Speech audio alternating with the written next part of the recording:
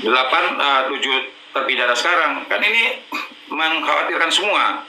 Apalagi ancamannya ancaman mati lagi. Apalagi nih Bu ya, apalagi saya ya kalau kayak saya maunya orang hukum pengacara gitu kan ya. Nah yang saya bayangkan, nah bagaimana kalau seandainya anak-anak yang nggak ngerti, orang-orang nggak ngerti hukum ya, contohnya seperti sekarang kan, yang kuli-kuli bangunan dan lain sebagainya, ini kan jadi sasaran-sasaran. Ya apalagi kalau umpamanya nih contoh, ada ada ibu yang di luar negeri mau pulang ke Indonesia, kebetulan namanya Peggy juga, atau namanya Andi, atau namanya Dani, atau namanya kira-kira sama dengan DPO, apa nggak ketakutan? Ya kan? Saya nggak bohong Pak, anak saya tuh 2 Pak mau pada pulang, tapi saya takut mulangin. Tapi namanya bukan Peggy kan? Bukan, namanya bukan Peggy, tapi dari Cianjur juga ini. Jadi saya takut mau pulangin tuh takut Pak, kebetulan. Anak-anak saya 2, makanya lagi usianya lagi muda-mudanya, takutnya nanti salah comot lagi polisi, takutnya. Jadi saya juga mau mulangin teh gimana ini teh Bu Pak. Saya sering ketakutan banget, tolonglah Pak bilangin sama yang di atas sana kan Bapak mempunyai sedikit jalan ke sana. Jadi perasaan kami tuh cepet-cepetlah diobatin dengan cepat-cepat masalah ini terselesaikan gitu ya Pak. Jangan sampai kita tuh yang di luar negeri itu takut banget Pak mau mulangin keluarga ke Indonesia tuh takut banget Pak, aslinya demi Allah takut salah ambil gitu, disiksa, disetrum, dibakar, udah saya mati mungkin Pak kalau ngedenger gitu, kalau ngedenger anak saya digituin. Ya, mudah-mudahan ini ucapan Ibu ini ya, ini kan saya yakin ini ada yang ngerekam nih. Ini mudah-mudahan ucapan Ibu ya, artinya gini. Artinya apa yang kita ungkapkan malam ini, insya Allah nih ya, insya Allah ini sampai ke Pak Jokowi ya, sampai juga ke Pak Prabowo ya. Kalau ke Tuhan, saya pastikan sampai malam ini kita pasti disaksikan sama Tuhan. Nah jadi cuman ini kan doa dari Ibu, permintaan dari Ibu dan sebagainya. Saya yakin ya kalau kita bicara kebenaran pasti ada telinga yang mendengar. Nah jadi insya Allah lah apa yang Ibu sampaikan itu saya yakin besok pun ini udah tersebar kemana-mana. Ya mudah-mudahan aja tugas kita sekarang ini sebenarnya agar 8 terpidana ini plus Peggy Setiawan yang ditangkap ini ya mudah-mudahan kalau mereka tidak bersalah ya dibebaskan. Nah selanjutnya bagaimana? Selanjutnya ya kita mulai siapa cari pelakunya ini. Nah, pelakunya lagi dicari ya dan juga ya termasuk juga penyidik-penyidiknya, jaksa-jaksa semuanya aparat penegak hukum yang bersalah ini ya udah yang tadi hukumannya apa? Yang pertama pecat, yang kedua masukin juga ke penjara. Nah, kalau perlu hukumannya sama seperti yang yang dialami oleh pihak ini sekarang ini kan seumur hidup ya udah seumur hidup aja juga sama. Jadi biar dia merasakan gitu kan ya ini tanaman dia 8 tahun yang lalu gitu. Ya mudah-mudahan aja ada yang mendengar gitu rasa ketakutan. Amin. Kalau di liburan juga Pak, kalau kita lagi ada libur gitu ya, ketemu sama teman-teman yang dibahas tuh tetap aja Peggy lagi, kasus Tina Cirebon lagi. Itu aja yang dibahas karena kami itu kan seorang ibu gitu ya yang jauh dari anak, takut dan kebetulan sekali kan masalah itu juga kebetulan Pina juga orang tuanya Pina almarhum, dia juga mantan TKW Malaysia kan Pak ya gitu. Oh iya benar ya. Kita juga jadi takut, kita punya anak perempuan takut,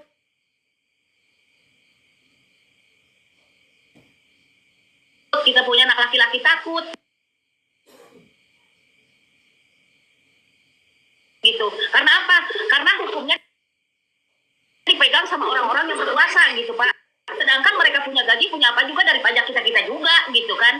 Jadinya seharusnya kadang-kadang gini, kenapa Allah tidak menciptakan orang seperti Bapak itu lebih banyak gitu, biar Indonesia aman. Bentar Bu, ini ada Lukman Hakim apa maksudnya apa nih? Pak Hos itu pengacara sebelah juga, tolong diingatkan jangan menyebar informasi. Siapa maksudnya? Pengacara siapa? Pengacaranya Elsa Sarif itu. Hah? FH? Yang Elsa Sarif, pengacaranya Pak RT. Iya. Oh iya. Nggak apa-apa, biar aja itu kan nanti nanti juga kena batunya, tenang aja. Silakan. Siap Bu, jadi. Iya, Pak. Jadi begini, ibu masih itu, Ya, ibu yang silakan. dari Mana nih yang tolong mau ya, bicara dengar ya. sebentar? Ya, Baik, untuk oke, silakan. kasus, boleh saya bicara, Pak? Ya, silakan. Ya, saya salut juga dengan sampean yang punya inisiatif untuk melaporkan Peggy Cianjur. Itu benar, kalau tidak ada keberanian dari figur-figur yang paham hukum seperti Anda-Anda ini, susah terkuak ini kasus. Artinya begini, ini sebenarnya dua perkara yang berbeda yang digabung jadi satu. Ya kan? Kita kan tahu itu 2016, bulan Maret, April, Mei, itu ada penangkapan kasus itu, ya, serbuk sarapan bubur itu. Terus di bulan yang sama juga diadili beberapa kepolisian di wilayah kerja Polda Jawa Barat itu ada yang 28 orang tes urin dan terindikasi positif, Iya, polisi ya. ya, positif pemakai ya. Iya. Mereka dipecat dan mereka juga dikurung. Jadi kalau perkataan Bu Widya, ya benar. Ini ada satu sisi kasus narkoba.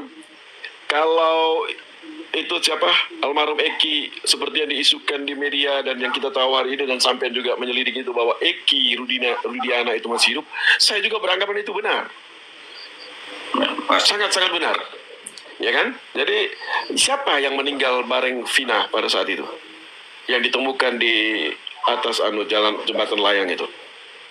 Perkiraan saya adalah orang yang buronan narkoba, ya kan? Yang karena orang inilah sehingga menyebabkan 28 polisi aktif itu, ya kan? Terkurung di penjara.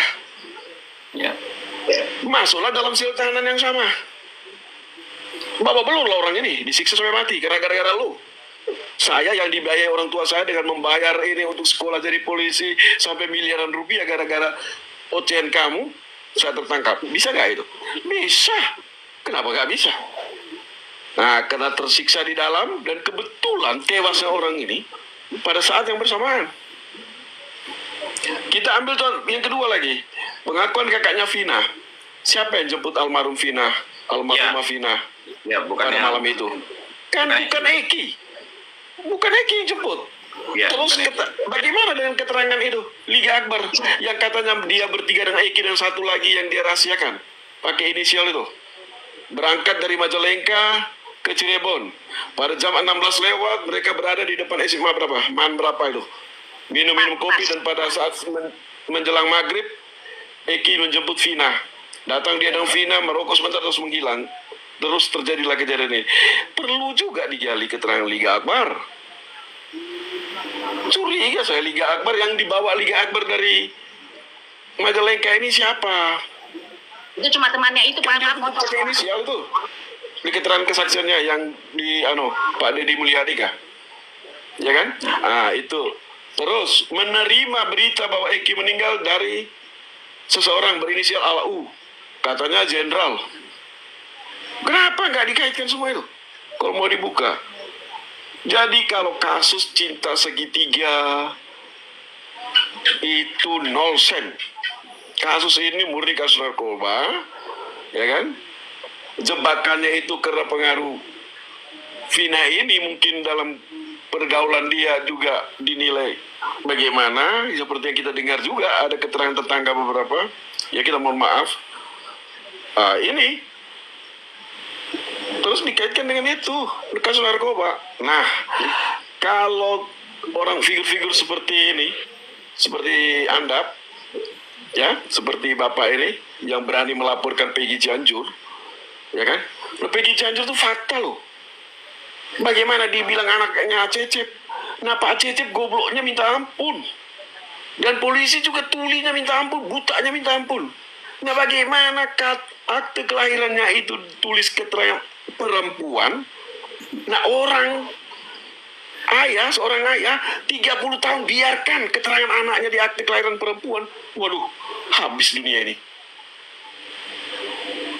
Kan mustahil itu. Buat akte kelahiran ketika Peggy Cianjur itu umurnya berapa? Anak saya lahir hari ini, 4 hari kemudian terbit itu akte kelahiran. Artinya masih 0 tahun, 0 bulan, belum sampai 1 bulan. 1 minggu sudah terbit. Sampai Peggy usia 30 tahun masih keterangan apa namanya gendernya itu masih perempuan. Bagaimana waktu dia daftarkan di sekolah? Apakah tidak disertai dengan akte kelahiran? Terus betul tolak diam aja. Namanya Peggy Setiawan, keterangan perempuan.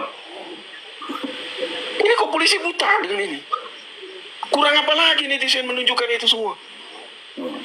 Apakah polisi tidak punya itu medsos dan lain-lain? Punya, apalagi punya akses, punya siber. Ini aja kita bicara mereka rekam. Silakan direkam. Ya kan? Betul. Jadi ini fakta. Tidak sudah jelas. Ini apa yang dikatakan Bu Widya bahwa ada keterkaitan dengan bintang Polri, mantan Kapolri yang membackup kasus narkoba. Udahlah polisi tidak usah tutup. Ya kan? Sambo backup kasus judi. Siapa?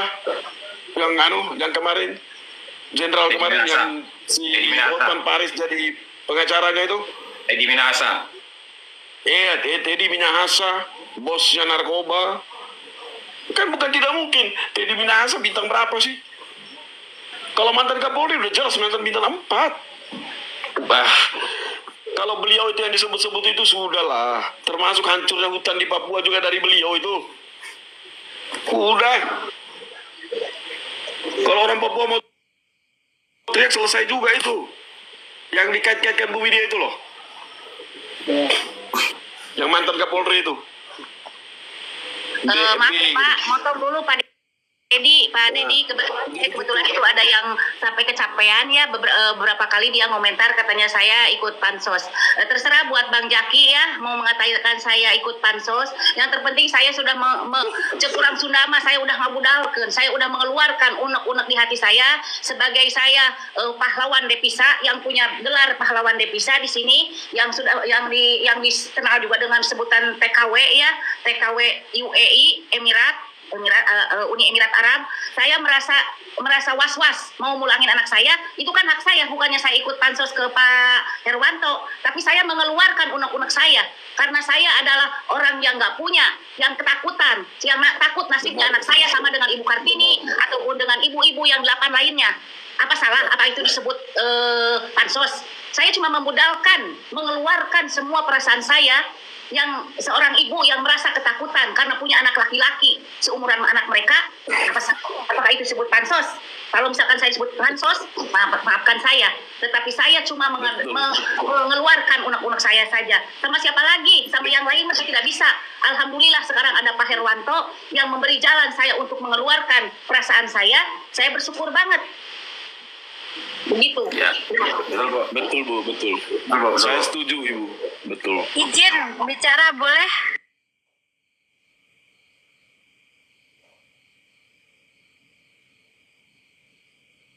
Bapak, assalamualaikum. Gak usah dilayani Bu Alia, gak usah dilayani yang seperti itu. Memang banyak penyusup disebar ini untuk cipta kondisi. Ya. Saya menyambut baik apa yang Ibu sampaikan, ya. Yang Ibu sampaikan adalah keluhan yang sebenar-benarnya.